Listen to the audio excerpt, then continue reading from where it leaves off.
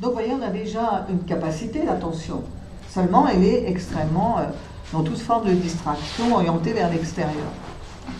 Et ça devient parfois une course effrénée. C'est pour ça aussi que non seulement il y a l'agitation, mais il y a du stress. Et après quoi on court comme ça? Je vous le demande. Après quoi on court?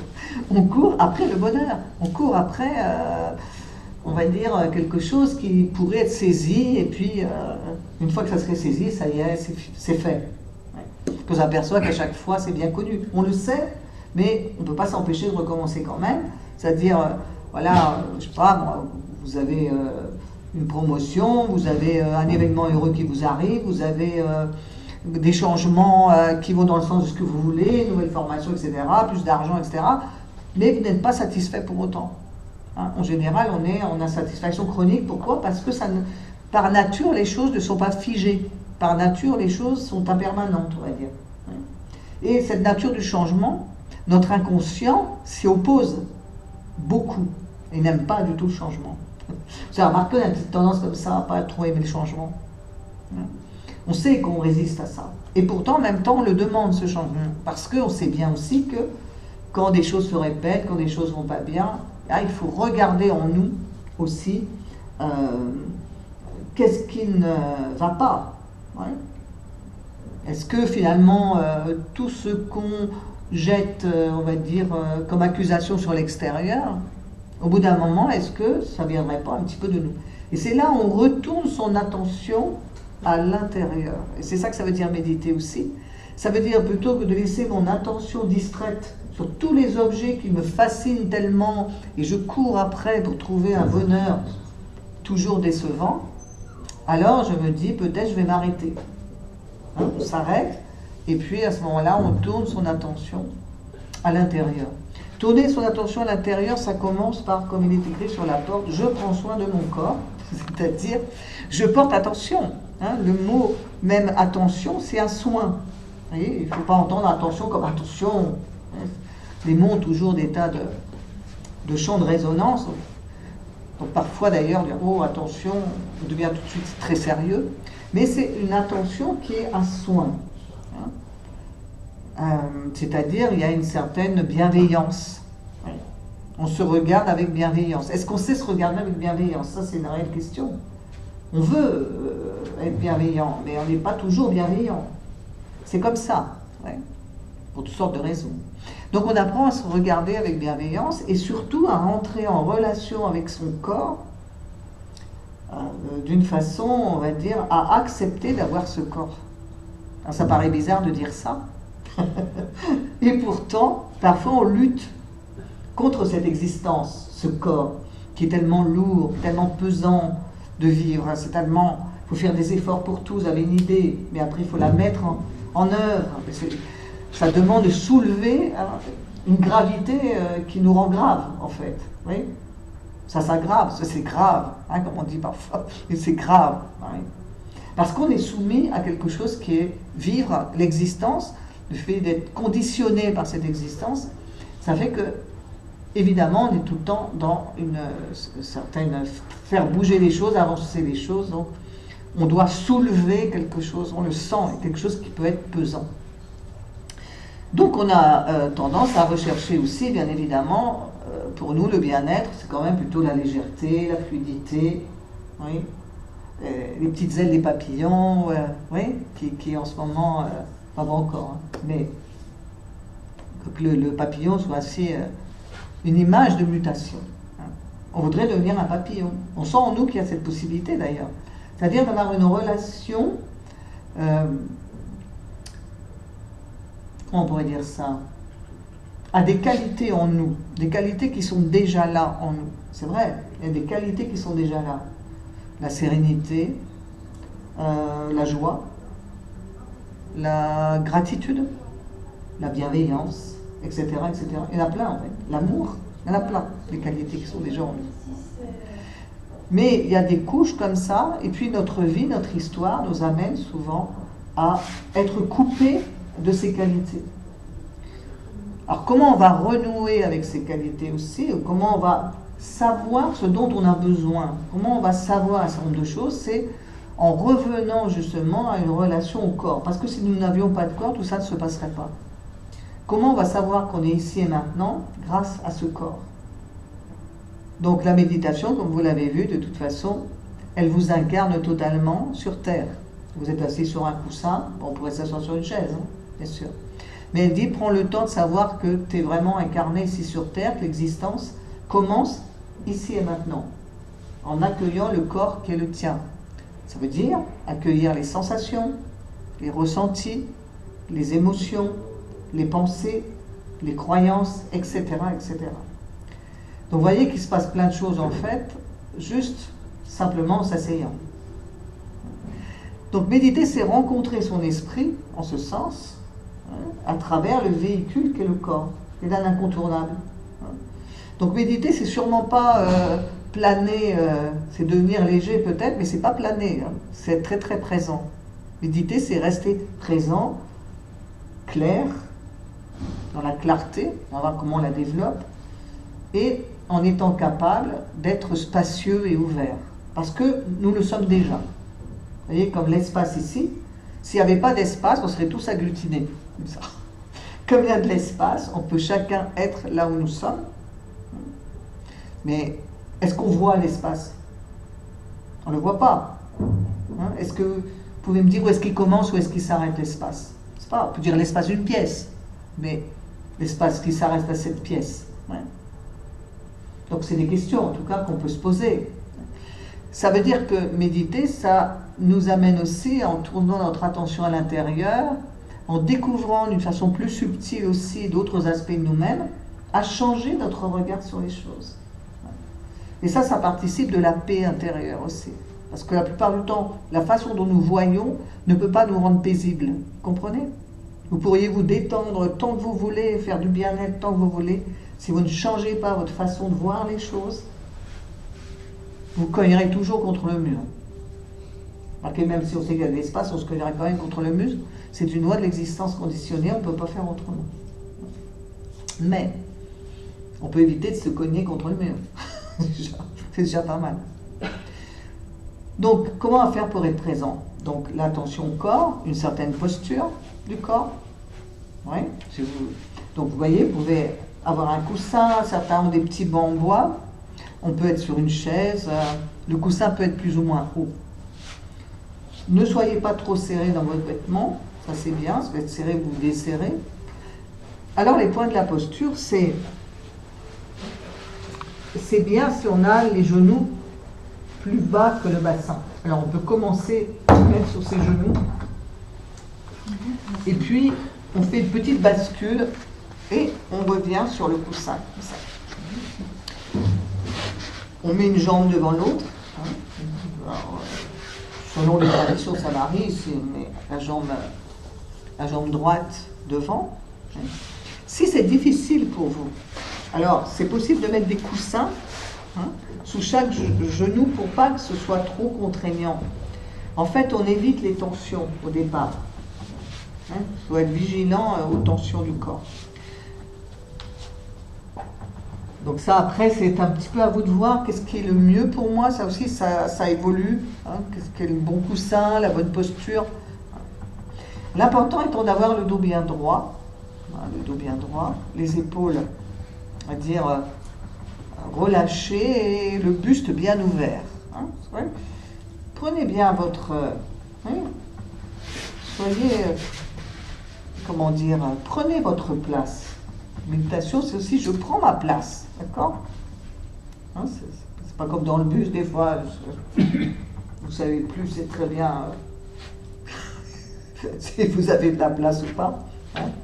Donc là, on a de la place. On peut vraiment sentir aussi l'espace, justement. La place, aussi sentir l'espace. L'espace que prend notre corps, l'espace autour de nous. Et rien n'entrave ça. Rien n'empêche d'être bien posé. Et ça aussi, c'est à se rappeler dans la vie quotidienne. Est-ce que je suis comme ça, ou je me faufile, Donc, méditer, c'est une posture de présence. Le présent avec le corps qui est le mien. Il n'est peut-être pas parfait, mais c'est celui-ci. J'en ai pas d'autre. Vous avez pu changer? Non, on ne peut pas. C'est comme ça. Une prochaine fois, peut-être. Donc, on s'accepte totalement. Et ça déjà, c'est un travail très très puissant. Oui. Donc on accepte de rentrer dans ce corps qui est le nôtre. Donc le dos bien droit, les épaules bien ouvertes. On peut juste poser les mains en avant des genoux, le menton est légèrement rentré, la nuque est bien étirée. Oui. La bouche est fermée, la langue touche naturellement le palais. Et nous allons garder les yeux mi-ouverts. Le regard est posé ici entre les deux yeux, on va dire, environ 1 mètre pour donner un point de référence dans l'espace, mais essentiellement, vous sentez que votre regard est très panoramique. Le regard n'est pas limité. Donc, prenez aussi quelques temps pour sentir cela. Le regard n'est pas limité. Votre regard est spacieux. Voilà, sur les côtés, dans le fond, etc. Alors, la vue est un sens très sollicité, bien sûr. Donc, prenons quelques secondes aussi pour bien détendre les yeux. Alors, on peut momentanément les fermer, les presser un peu, presser avec vos paupières. On peut faire quelques mouvements aussi, quelques roulements des yeux. Puis on relâche, on relâche. Les yeux fermés, sentez aussi l'espace intérieur qu'il y a derrière vos yeux fermés. Lorsqu'on ferme les yeux, c'est comme si on les ouvrait à l'intérieur. Qu'est-ce qu'ils voient en nous à l'intérieur? C'est de ressentir cette expérience. Tourne son attention, on prend conscience de l'espace intérieur. Puis vous détendez bien le front, relâchez toutes les tensions dans le front, dans les tempes, les ailes du nez, les joues, la bouche et la mâchoire. Laissez cela se détendre. Détendez aussi le haut du crâne, le cuir chevelu, sous le cuir chevelu, les oreilles, le cou, la nuque. Puis vous sentez votre respiration qui entre par les narines, l'air frais qui entre, l'air chaud qui sort. On entrouvre à nouveau les yeux, tel que je vous l'ai indiqué tout à l'heure, ce regard ouvert, spacieux et panoramique. Nos sens sont pleinement ouverts. On entend, on voit, on sent, on goûte, on ressent.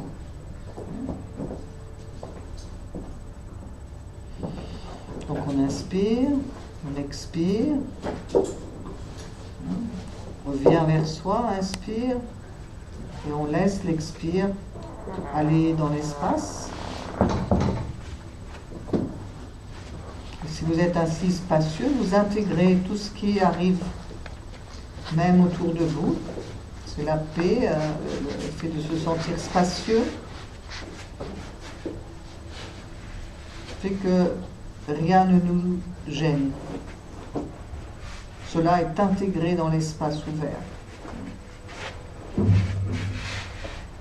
Donc une fois qu'on a bien détendu aussi le visage, simplement en y portant attention, les tensions se défont. Puis on continue à scanner rapidement pour bien être en contact avec ces sensations, qui est la base, le corps. On peut sentir la poitrine, les épaules, derrière les épaules. Ensuite, l'abdomen, le ventre, la colonne vertébrale, les muscles de chaque côté de la colonne vertébrale, notre bassin. Et nous pouvons aussi sentir que la respiration descend la respiration, l'expire. Suivez l'expire qui descend. Oui. On respire pas seulement ici, on respire ici, ici, ici. Plus vous êtes stable, enraciné, plus la respiration descend, ici dans le ventre. Donc on peut accompagner la respiration qui va être notre support pour nous apaiser, pour rentrer dans la paix. Donc on revient à la respiration, inspire, expire. Et en même temps, on est aussi pleinement présent avec tous nos sens en éveil. On ne s'enferme pas dans la respiration. Puis nous sentons aussi donc nos fesses sur le coussin, le support, sentons nos cuisses, les genoux, les mollets, les pieds.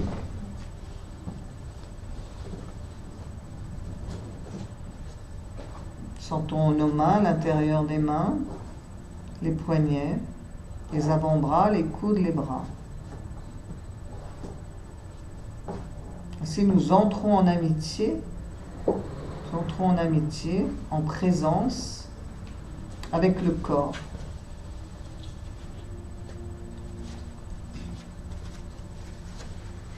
Donc à travers le corps, il y a toutes sortes de sensations. Ici, il s'agit simplement d'observer ces sensations, de les noter. Les sensations peuvent être agréables, désagréables ou neutres. Donc, méditer, c'est être sans jugement par rapport à ce qui apparaît. Et ça, c'est un point très important. On ne cherche pas des sensations agréables et on ne cherche pas non plus à fuir les sensations désagréables.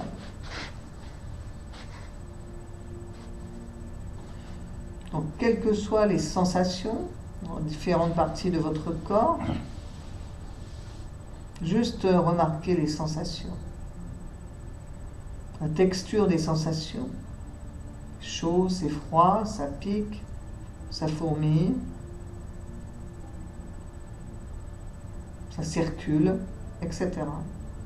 Juste observer. Observer, reconnaître, sensation, manifestation. Manifestation éphémère.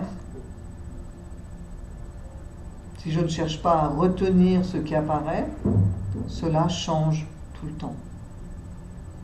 De même pour mes pensées ou mes émotions.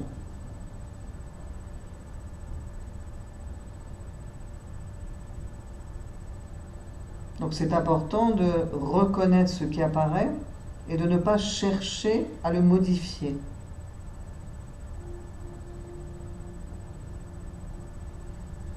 Donc c'est trouver une autre relation à ce qui apparaît dans l'expérience.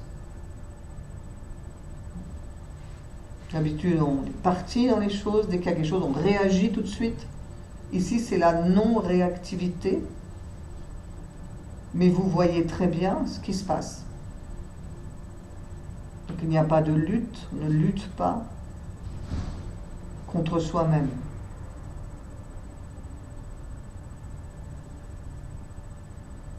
Donc sentez là, posé à l'instant, qu'il y a en vous aussi, pas que de l'agitation, mais aussi de la détente possible.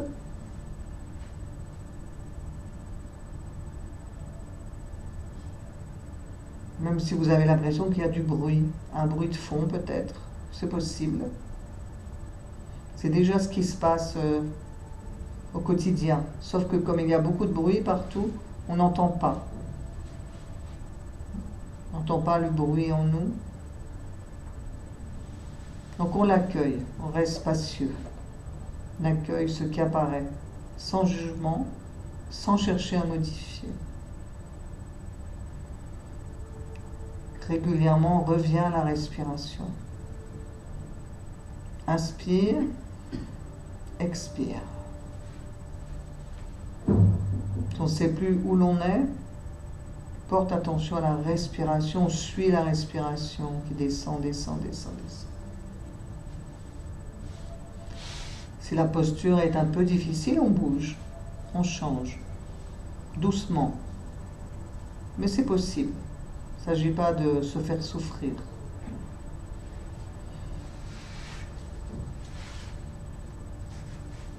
Donc revenez à la respiration. Prenez cette habitude, revenir à la respiration. Inspire, expire. Donc, méditer, c'est aussi entraîner son attention à revenir sur un support. Ce qui va permettre de stabiliser notre esprit et de le rendre plus clair. C'est simple en fait, c'est facile. Une chose à faire, revenir à la respiration dans l'espace ouvert. C'est tout.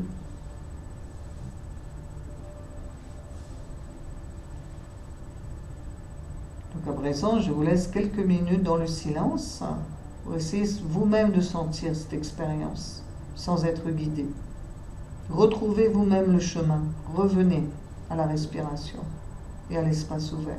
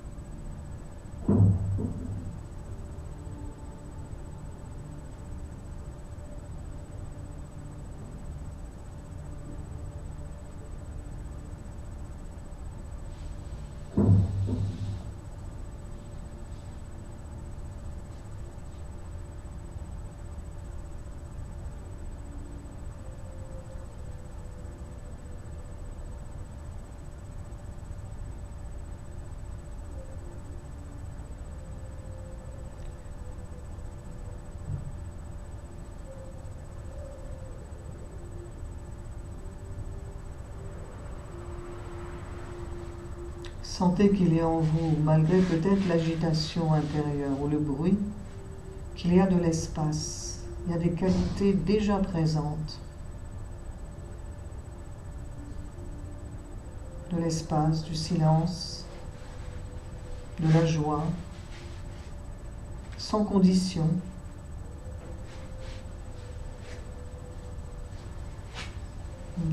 De la sérénité, une paix naturelle. C'est déjà là, c'est déjà présent.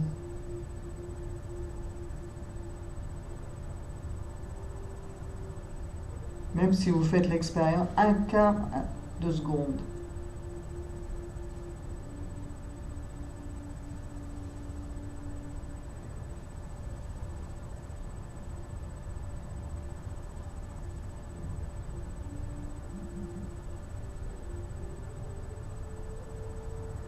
C'est là, mais ne cherchez pas à le fabriquer.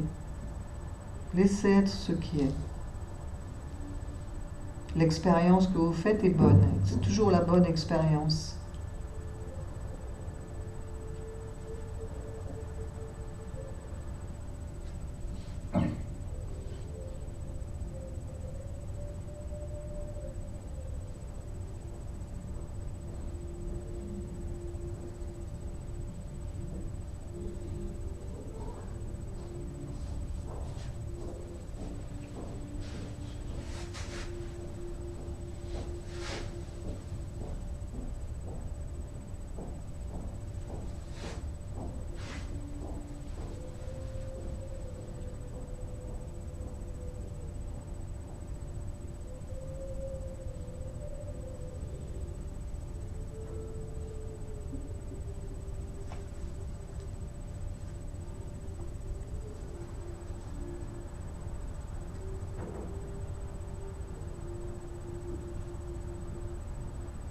Sentez que vous pouvez être stable comme une montagne et léger comme un papier.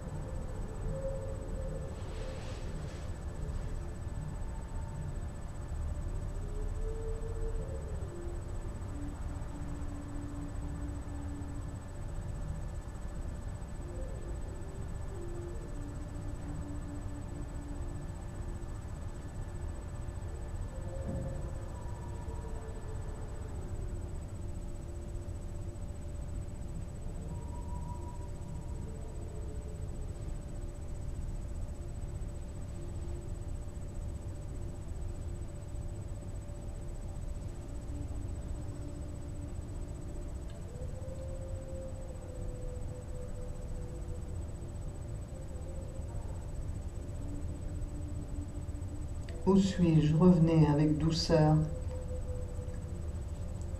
et rigueur à la présence de la respiration. Comme on revient retrouver une amie. La respiration est une amie. Elle nous ramène à l'instant présent.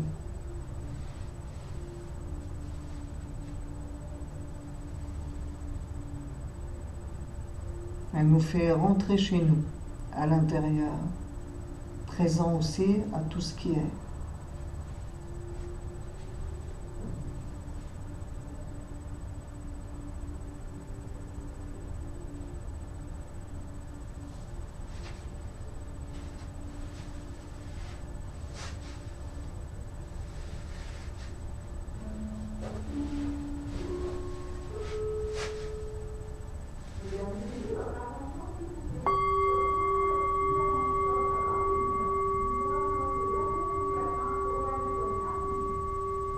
Inspirez, expirez.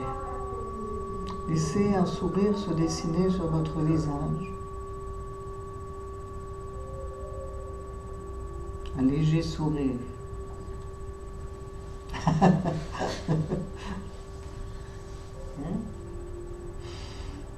Inspirez, expirez.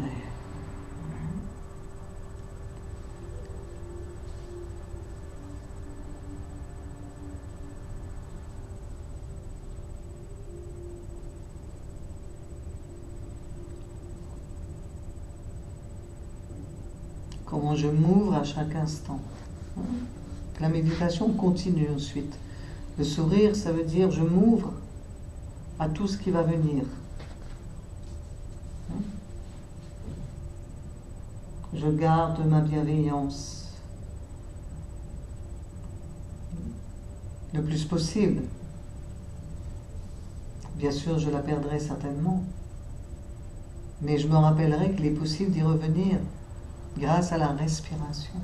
Je rentrerai chez moi, où je sais qu'il y a des qualités en moi, même si elles sont recouvertes de tas de choses, d'agitation, de bavardage, de rumination, de ressassement, de blessures, de souffrances. C'est tout ça qui nous recouvre. Oui. Mais la paix est déjà là, il n'y a rien à fabriquer. La joie est déjà là, l'amour inconditionnel est déjà là, toutes nos qualités sont déjà là. Tout ce que nous allons fabriquer ne tiendra que le temps que nous maintiendrons cette fabrication. Donc sentez profondément en vous que votre nature est paisible, est bonne, spacieuse, ouverte, pleine d'élan. Est-ce que vous sentez cela? Un petit peu. C'est une expérience très directe. Quand le mental vient, il raconte son histoire habituelle.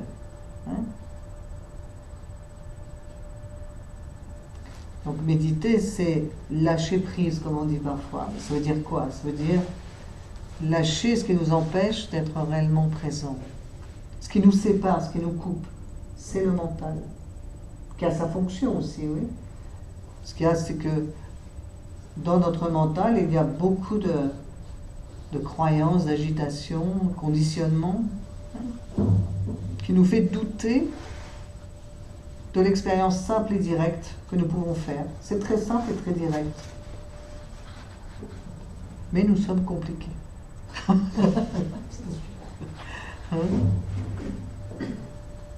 Et parfois, on pense qu'exister, c'est être compliqué.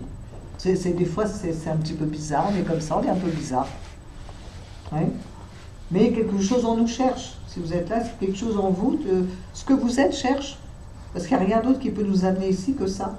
C'est déjà notre propre sagesse, nos propres qualités veulent vivre et veulent rencontrer quelque chose qui leur permet de s'activer, de vivre vraiment dans notre vie quotidienne, bien sûr, parce que si c'est seulement pour être un quart d'heure ici, donc méditer, c'est lié aussi à notre action, nos comportements, notre façon d'être, de parler, d'être en relation, etc.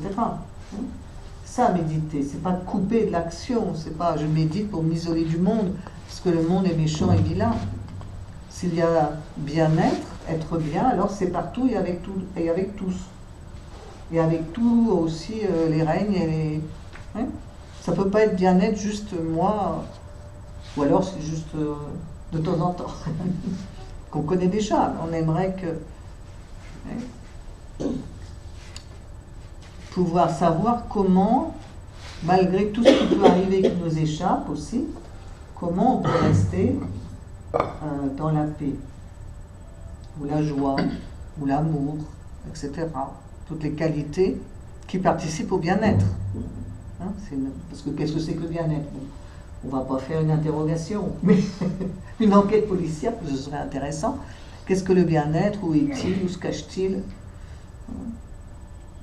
On sait que ça passe par le fait d'être dans une relation à soi paisible, où on sent qu'il n'y a pas de besoin, qu'il n'y a pas de trace d'insatisfaction chronique, vous voyez? Il y a quelque chose comme ça qui fait que on sent que on est capable aussi d'être simple, d'être dans l'immédiateté, et on pourrait dire la plénitude. Osons des grands mots. Bien-être, c'est un grand aussi. Plénitude, complétude. Évidemment, je vous dis tout ça, mais il faut un petit temps pour réussir à dissoudre en fait les obstacles. Méditer, c'est ça. Tout est déjà là. On n'invente rien. Tout est déjà là. Par contre, il y a beaucoup de choses qui recouvrent tout ça. Et c'est ça qu'il s'agit de dissoudre progressivement, hein, par un entraînement régulier. Vous pouvez méditer même 10 minutes, un quart d'heure, mais c'est la régularité qui fait les effets, les bienfaits. Enfin, c'est bien aussi quand on peut plus de le faire. C'est pour ça qu'il existe des sessions. On peut faire aussi, dans un temps, des exercices d'assouplissement, une méditation guidée comme ça, méditation marchée, et puis ensuite un temps en silence. Ça équilibre. C'est-à-dire que la méditation s'intègre aussi à toutes nos activités. On peut marcher, une marche méditative, et dans la vie quotidienne, on peut revenir à la respiration, sensation du corps, parce que les sensations du corps, les émotions sont des informations aussi qui nous disent est-ce que ça va ou est-ce que ça va pas. Alors qu'est-ce qui va pas exactement?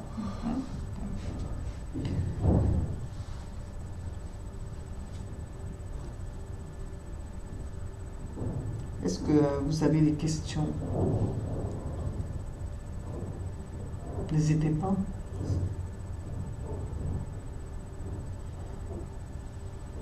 Est-ce que si on le fait régulièrement, on sent soi-même la progression de bien-être et de lâcher prise et ça peut venir vite? Alors, ça vient chacun. en fonction de la motivation qu'on a. Ouais. La motivation, c'est un point très important dans la méditation. Parce qu'il nous faut traverser aussi la déception. Parce qu'on a beaucoup d'attentes, en fait, oui. Beaucoup d'attentes et beaucoup d'impatience en même temps. Et beaucoup d'exigences, peut-être. Et la méditation, elle nous dit, bon, ben, viens comme t'es. De toute façon, on est tous un peu comme ça. On a des impatiences, Et en même temps, justement, on va apprendre à entrer en amitié avec ça, finalement. Oui. Et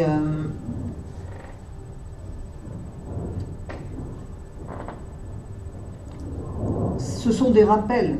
Hein, c'est-à-dire qu'à chaque fois que je vais tenter c'est ça qu'on appelle voir et reconnaître en moi des impatiences, des exigences, etc., je vais pouvoir revenir là aussi à la respiration et lâcher prise dans l'instant, revenir simplement dans l'instant.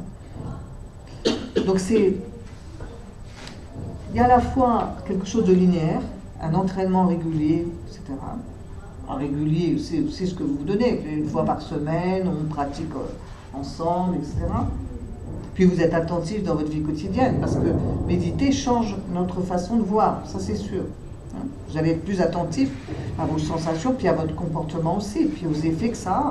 Donc, Et puis il y a un aspect direct, puisque tout est déjà là.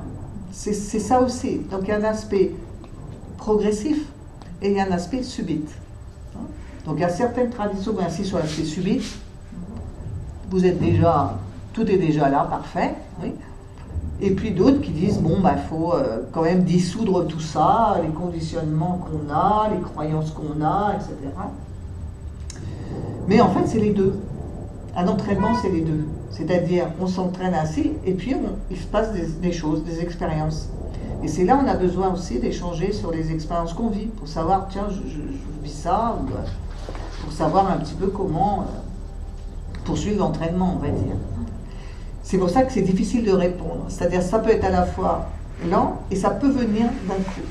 Comme là, nous avons médité ensemble, et peut-être, un quart de seconde, vous avez peut-être quelque chose en vous, vous ne savez pas encore peut-être, ou certains le savent déjà, il s'est passé quelque chose, c'est pas quoi. C'est-à-dire, il y a eu un moment où quelque chose a lâché. Et peut-être vous avez ressenti un quart de seconde de détente, d'espace tel que on a pu vous inviter à l'expérimenter. Ou peut-être pas, ça n'a pas d'importance. Au sens où vous faites l'expérience qui est la vôtre aujourd'hui. Mais évidemment, c'est pas en une fois, c'est pour ça que je vous rassure quand même, c'est pas en une fois l'introduction de la méditation. Peut-être que vous serez travaillé de l'intérieur par votre propre sagesse, ouais, c'est-à-dire quelque chose en vous qui est votre, ce qu'on peut appeler le bien-être si on veut, mais qui est votre propre, quelque chose qui sait déjà. En fait, on sait déjà beaucoup de choses, on le sait. On le sait, mais on l'oublie. On sait qu'on a déjà la paix en soi, on sait qu'on a déjà... Quelque chose en vous le sait. On sait qu'on sait tout ça, ce que je vous ai dit. Hein, mais on oublie. On est comme ça. On oublie qu'on sait. Alors il faut se rappeler. C'est pour ça. C'est à ça que servent les temps de pratique et les explications aussi. Parce qu'évidemment, la méditation, sans point régulier de compréhension de comment on fonctionne, c'est assez limité. Parce qu'on va voir pourquoi on viendrait s'asseoir comme ça. Voyez, il y a plein d'autres choses où on va être bien. Non, c'est forcément quelque chose d'autre qui se passe. C'est réellement un changement intérieur pour aller vers mieux-être. Hein, c'est-à-dire, mieux-être, ça veut dire être, c'est quoi? On est un être en progression. Donc c'est toujours un bien-être en progression. Ouais. Ça ne peut pas être un état statique. Et être, c'est aussi inter-être, être avec les autres. Donc le bien-être, c'est le bien inter-être. Parce que je ne peux pas être bien moi tout seul. Vous comprenez, c'est assez vite limité, hein. Surtout si vous avez toutes les informations, mais même dans son environnement proche. Donc être, c'est inter-être, c'est interrelationner, et ça met en jeu donc, ma façon de parler, de me comporter, de réagir, d'examiner une situation. Oui. Donc, la méditation déjà va nous apprendre à ralentir un peu, c'est-à-dire je suis réactif. Alors, regardez, ça avait une émotion. Cette émotion, ça va être votre amie finalement, parce qu'elle va vous aider à progresser. C'est-à-dire, par exemple, je suis très colérique. Je vais regarder cette émotion, je vais apprendre à la regarder sans la juger, c'est-à-dire sans me juger, mais je la reconnaîtrai quand elle apparaîtra. Et peut-être quand elle apparaîtra, j'aurai le temps avant de me laisser entraîner, de revenir un peu à la respiration, et peut-être ça changera les choses. Peut-être et peut-être pas, et parfois, méditer, c'est aussi découvrir des aspects de vous-même qui sont restés exilés. Hein, c'est pour ça que des personnes commencent la méditation et elles vont découvrir en elles des énergies qui étaient là, mais qui n'étaient pas intégrées à la personnalité. Donc ça va aussi rendre votre personnalité plus pleine et plus complète. Oui. Et ça, c'est utile dans la vie. Oui. Je sais qui je suis. Oui. Mais je ne le sais pas en m'imposant, mais je sais plus qui je suis parce que naturellement, vous allez vous détendre en profondeur et les choses vont apparaître à la surface. Ouais. Vous voyez, la respiration, c'est un pont entre le conscient et l'inconscient. Parce qu'on respire d'une façon sans avoir besoin de dire respire, heureusement. Et en même temps, on peut y porter son attention. Donc méditer, c'est aussi un acte autothérapeutique, on va dire. C'est-à-dire que si vous êtes là réellement ouvert, tout ce qui était des résistances qui empêchaient les choses d'apparaître, se dissolvent. Et donc, quelque chose fait que vous allez être plus entier, plus... hein, en acceptant évidemment aussi ce qui va apparaître peut-être. Oui. Ça, on ne sait pas. C'est la surprise. Vous voyez, déjà entendez que au fond de nous, c'est une image, hein, au-delà de tout ce qui est recouvert, mais très très près en fait, très proche. Parce que vous avez déjà remarqué que même dans la vie, vous avez des actes spontanés d'amour, des actes spontanés d'ouverture, des actes spontanés de remise en question, non? Vous avez déjà vu ça. Même de joie, des fois, vous ne savez pas pourquoi. Les enfants, ils ont ça facilement. Hein, ils sont joyeux, ils passent d'une émotion à une autre facilement. Nous, à force d'être devenus des adultes, entre guillemets, on n'arrive plus à passer d'une émotion à une autre aussi facilement. Bon, parce que ça a une histoire aussi, tout ça. Donc là encore, c'est retrouver une certaine fraîcheur dans l'instant. Ça ne veut pas dire devenir oublieux des choses, hein. C'est devenir responsable, bien sûr. C'est pas plus avoir de mémoire, mais en même temps, c'est redécouvrir une certaine fraîcheur et relation à soi-même aussi, moins culpabilisante en fait. Hein. Et tout est déjà là parce qu'on a déjà expérimenté ça. Parfois, c'est à l'insu de notre, je sais pas, de tout ce qu'on a pu se raconter, il y a quelque chose de bon en nous qui est ça. Et ça, c'est une vision déjà qui n'est pas toujours très répandue. Hein. J'ai fait de la philosophie, moi j'étais prof de philo il y a longtemps, et alors on toujours les philosophes qui disaient l'homme est un loup pour l'homme, enfin toujours, tous ceux qui disent le pire, ceux-là, ils paraissaient toujours plus crédibles. Alors qu'il y en a plein d'autres qui ont dit l'homme, et aujourd'hui on redécouvre un petit peu, est en empathie naturelle avec les autres, veut aider les autres, et quand on regarde maintenant les enfants, on fait des études sur les enfants, même les bébés, on voit qu'ils sont en interaction et qu'il y a plutôt une solidarité naturelle. Donc la méditation aussi, le bien-être, c'est aussi retrouver, comme je disais, dans cet intérêt, une solidarité naturelle. Ça, c'est une vraie question. Hein. Donc ça oblige un petit peu à changer son regard aussi sur soi. Parfois, on a peut-être un regard, on pense qu'on n'est pas quelqu'un de bien, pas quelqu'un de bon, etc. Mais ça, c'est des fruits de conditionnement, d'éducation, etc., de notre histoire. C'est pour ça que je propose, par ailleurs, dans mes activités, des ateliers thérapeutiques. Parce que on en a besoin, en fait. On en a besoin. Parce qu'il y a beaucoup de blessures, beaucoup de souffrances, beaucoup de choses qui sont... nous, puis aussi on porte ceux de nos familles, vous voyez, de nos ancêtres. Hein, donc tout ça, c'est essayer de remettre tout ça un petit peu à sa place. Hein, pour aussi se sentir un petit peu moins écrasé, submergé. Parce qu'on porte beaucoup de monde sur ses épaules, oui, alors qu'on pourrait les déposer finalement. Ils seraient peut-être bien contents aussi qu'on les dépose. Ouais. Tout ça, ça va avec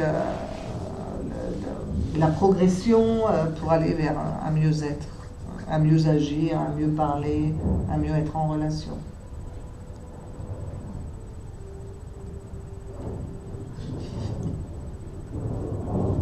Et vous êtes resté 3 ans Même 3 ans, 3 mois, 3 jours. C'est précis. C'est une vraie question.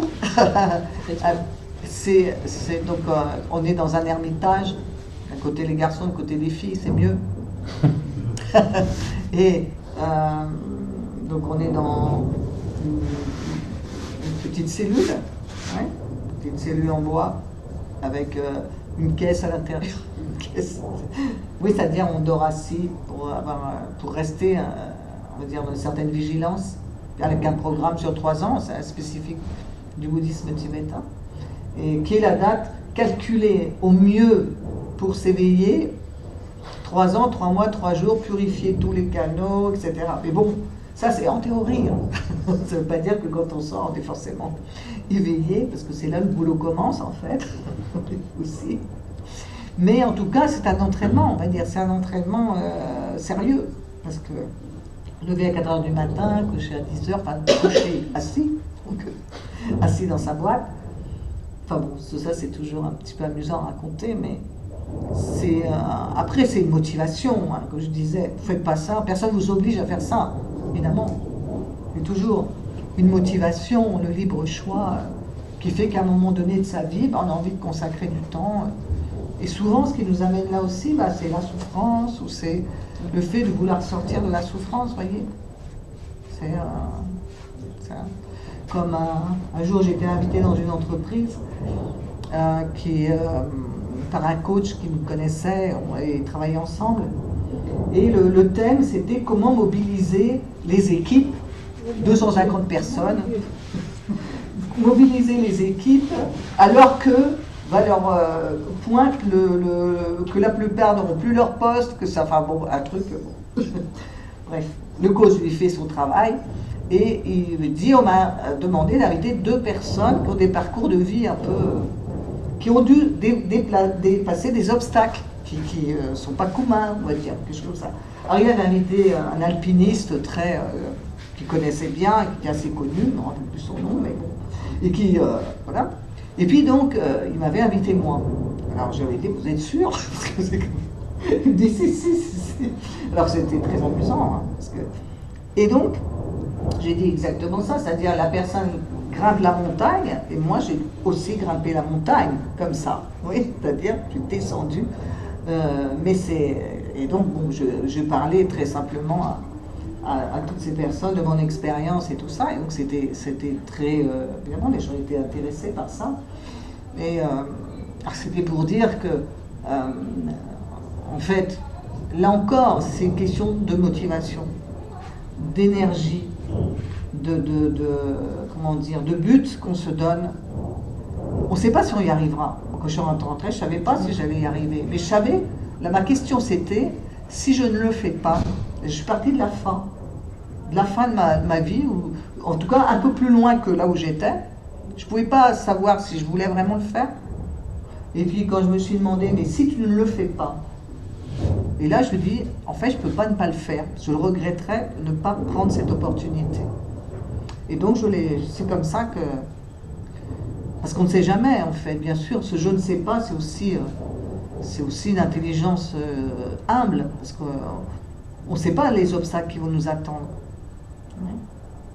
Mais bon, on pratique beaucoup, etc. Et donc ça m'a beaucoup enrichi, bien sûr. Voilà. Et après, on sort et donc on retrouve la vie ordinaire. Alors ouais, qui est au niveau discipline, ça n'a rien à voir. Ça doit faire bien. Et là on se dit, mais c'est quoi ces gens qui mangent à minuit ou à 9h du soir, pour nous, mangeaient à 6h, etc. Enfin, bon, c'est 24 heures, là, c'est vrai, on a été complètement... Et puis on ne dormait pas dans un lit, alors après il fallait s'allonger à nouveau.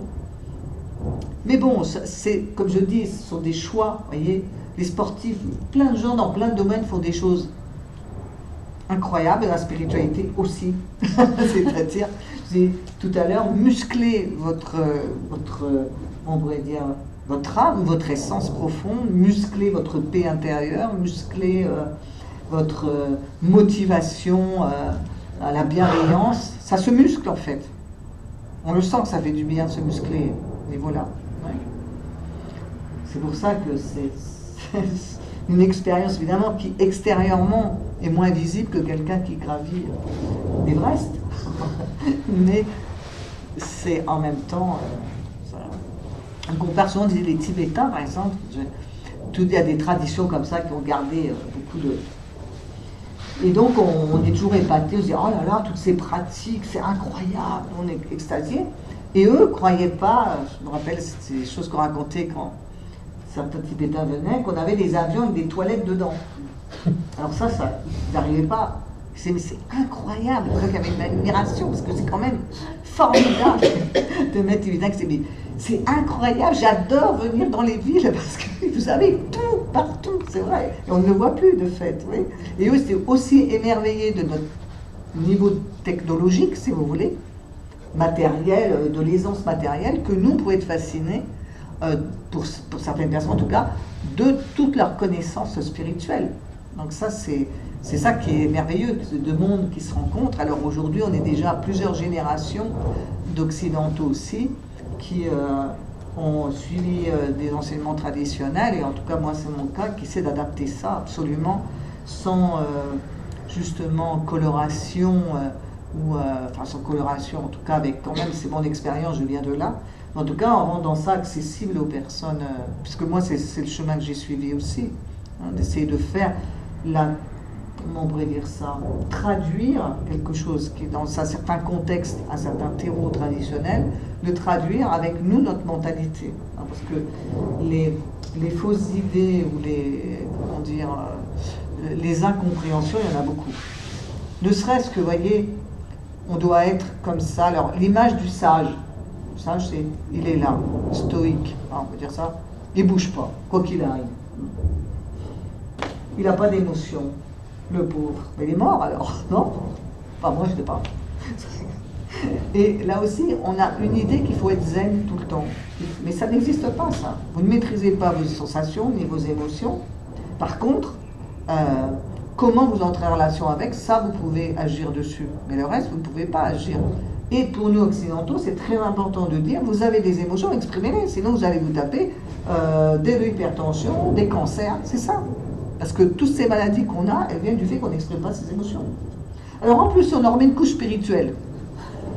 Maintenant, ça y est. Je ne suis plus jamais en colère. Arrête de jouer à ça. Tu te fais du mal. Les colères peuvent être légitimes, les rages peuvent être légitimes. Par contre, évidemment, vous n'allez pas tuer votre voisin pour cette raison. Mais c'est vrai. C'est-à-dire qu'en apprenant à connaître ça en nous, et puis on va regarder qu'est-ce qu'il y a derrière la colère. Alors ça va être tout l'aspect aussi thérapeutique. Il y a peut-être des besoins qui n'ont pas été satisfaits, qui n'ont pas été respectés. Donc je me suis mis en colère. On a le droit de l'exprimer. C'est même mieux de l'exprimer. Ça s'appelle aussi la communication non violente, hein, qui est aussi en lien avec la méditation, quelque part. C'est non violent, mais il faut l'exprimer quand même. Il faut arriver à exprimer les choses. Hein. Vous voyez, c'est important ça. Et ça, c'est quelque chose qu'on doit dire aux personnes qu'on accompagne. Sinon, elles se font des idées et elles n'y arriveront jamais. Tu ne seras jamais quelqu'un de profondément détendu si tu refuses ton humanité. Oui. Et à ça n'est pas ça non plus. Donc il faut faire attention parce qu'on a des clichés et après on s'en rajoute en plus. C'est-à-dire que maintenant tu dois être calme et détendu. Tu dois. Alors ça déjà, en vous il y a une partie qui rigole et qui dit cours toujours, tiens, je vais faire ce que je veux. Alors, vous connaissez l'histoire. Parce qu'en nous il y a plein de personnes en nous. Hein, il y a du monde. Hein. Il y a du monde. Oh, il y a du monde. Et c'est vrai, il y a du monde. Jusqu'à 100, voire plus, hein, l'aspect de notre personnalité. Mais bon, heureusement, ils peuvent quand même relativement s'entendre. C'est ça qu'on cherche. Hein, les bonnes relations nous-mêmes entre tous les aspects de notre personnalité.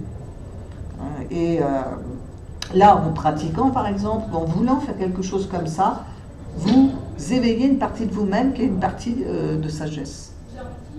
Qui est une partie qui est en lien avec ça. Sinon, vous ne chercheriez pas ça.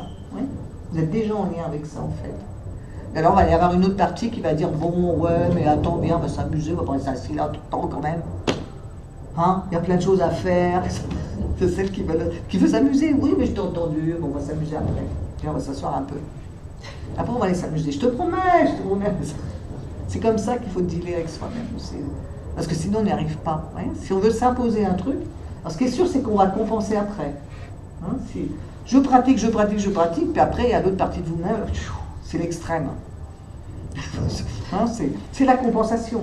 Si on n'écoute pas en nous avec intelligence, qu'on n'accepte pas ce qu'on est, comme on est, on va être livré aux vampires de la compensation.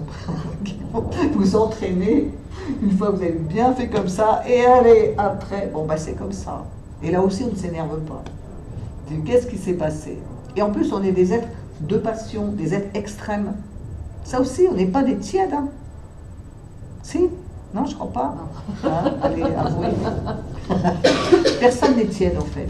Si on l'est, c'est parce que on nous a tenus comme ça.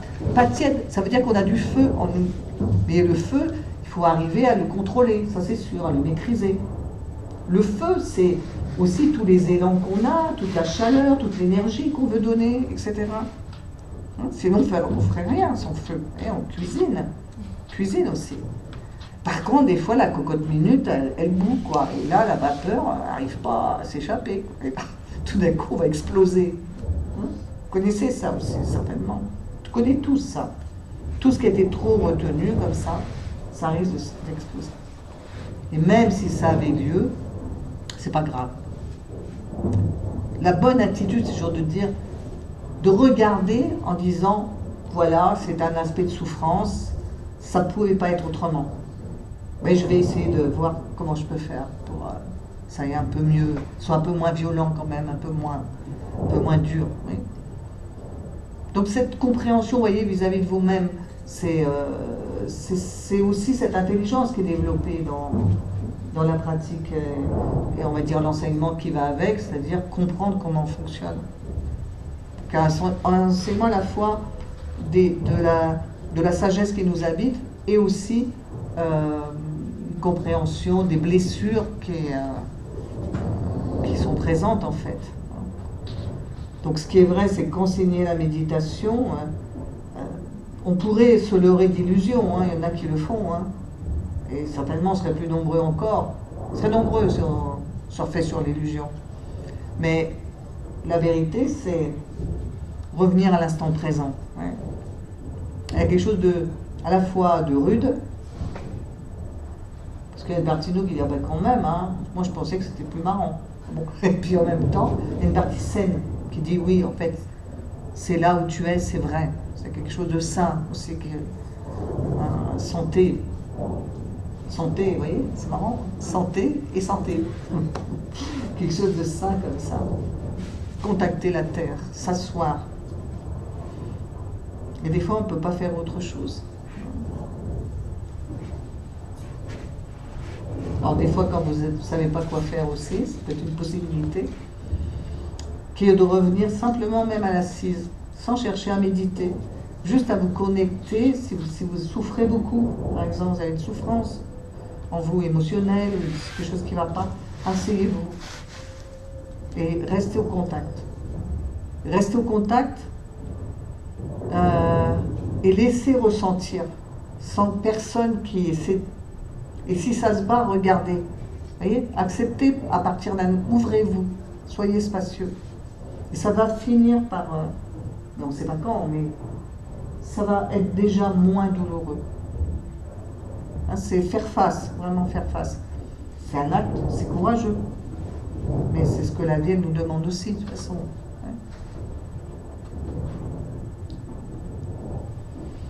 Et voilà, tout ça à la piscine, escapade. Une petite escapade méditative.